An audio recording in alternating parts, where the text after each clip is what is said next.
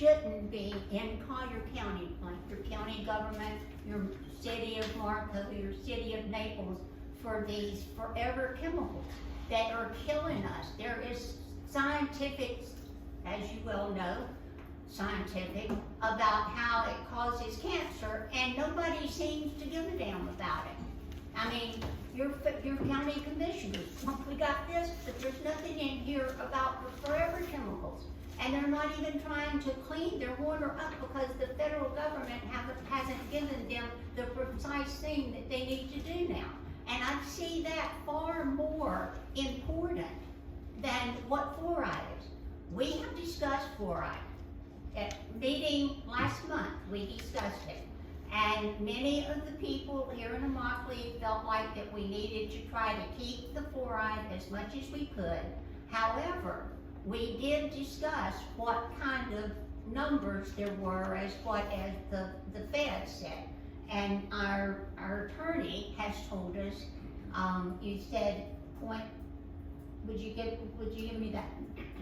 Yeah, so the court case came out that said at 0.7 milligrams per liter, there is an unreasonable risk, and directed the EPA to go back and look at what is an allowable amount, that, like, what's the safe value, and that's what we don't know. Is the Surgeon General has raised issues about the 1.5, 0.7, but we don't know, is it 0.4, is it 0.5, is it 0.2? We don't have that data right now. So, I mean, you know, the Fed said, you know, this was something that the Fed said way back, regardless of the reasons why that they did it. And I'm sure that there's something out there that they're doing the same thing to us now as what they did back in the 40s. But, you know, the thing about it is water is important, and we need to be as safe as we possibly can. But this forever chemicals, which every one of us are responsible for because of the number of plastic bottles that we've used, and a number of the other things that we've used that has the forever chemicals in them, you know, that's something that we've all got to be up in arms and do something about. And, you know, just, I think that Immokalee Water and Sewer is trying to do what's best under the rules of the federal government and the state government and the people of Immokalee. May I comment? If anyone May I will comment? comment, may you go to the podium where the speaker is and just state your name, please? Thank you. Yes, so my name is Scott Kiley, resident of Collier County. Vice Chairman, I really do appreciate your comment. I also appreciate the fact that Immokalee has been paying attention to this issue of whether or not to fluoridate their water, and I'm guessing you guys have debated that, so I applaud that. The forever chemicals are a huge problem. They need to be addressed, absolutely need to be addressed. At Stand for Health Freedom, the non-for-profit that my wife and I belong to, one of the reasons why we focused on water fluoridation is because we have really 3 tectonic shifts that have occurred in the last, I believe, 3 months. The NPT report, right, by the Health and Human Services, right, a federal department, Health and Human Services, that says that fluoride lowers IQ in children. Right? This is a monumental report. It happened in August.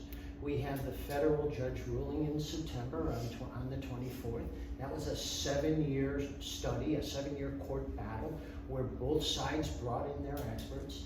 And then we have the amazing memo from our own Surgeon General Latipo, who in a press conference called public fluoridation of water, he called it public health malpractice. So what we see with this, Vice Chairman, what we see with this is we see an opportunity to remove a known toxin from the water, and that is good for our children. That is good for our children. The new science that has come out, and it's been out for a while, but it's more prominent. The new science that's available allows us to achieve this, we think. Easy is not the word, but it's more readily achievable. So we hope to use it as a stepping stone as we go after all of the other forever chemicals that need to be cleaned up in our environment and in our water. So thank you for your comment. Okay, everybody, we appreciate your time. Just so you know, for your own information, and I'm sure we've given you information, the district is consistently below 0.7, by the way, okay? Not even usually close. So we do not cause a risk. It has been stated that the level at 0.7 could cause a risk of lower IQs. However, since there is no documented evidence of what level is safe below 0.7, the district could consider pausing the fluoridation of the water. That won't happen today, but we will consider putting it on a future board meeting to discuss.